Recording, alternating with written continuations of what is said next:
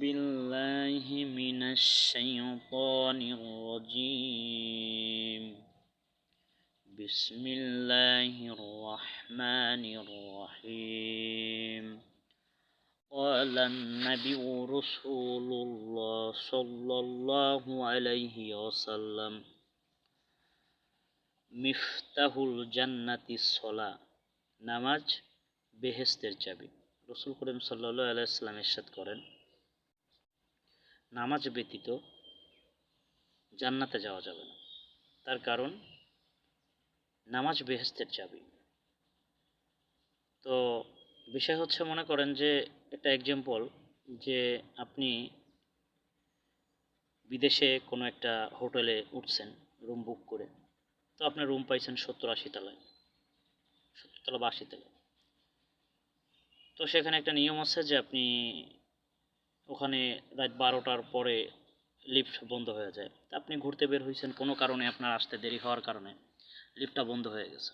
তো আপনার এখন তো রুমে যাইতে হবে। তো যখন আপনি ঘুরতে বেরিয়েছিলেন তখন চাবিটা মনে করেন রিসেপশনে রেখে চলে গেছিলেন। তো এবার আপনার চাবির কথা মনে নেই, আপনি উঠে রুমে চলে গেলেন। যায় যখন রুম খুলতে গেলেন তখন দেখেন চাবি নেই। তো রুমটা কিভাবে খুলবেন? এখন এই যে 70 তলা আপনি হাইটা উঠলেন অনেক কষ্ট করে, আর কি আপনার ওখান থেকে নামা সম্ভব হবে? নামা যদি সম্ভব না হয় তাহলে আপনি ঘরকে আর খুলতে পারবেন? পারবেন না।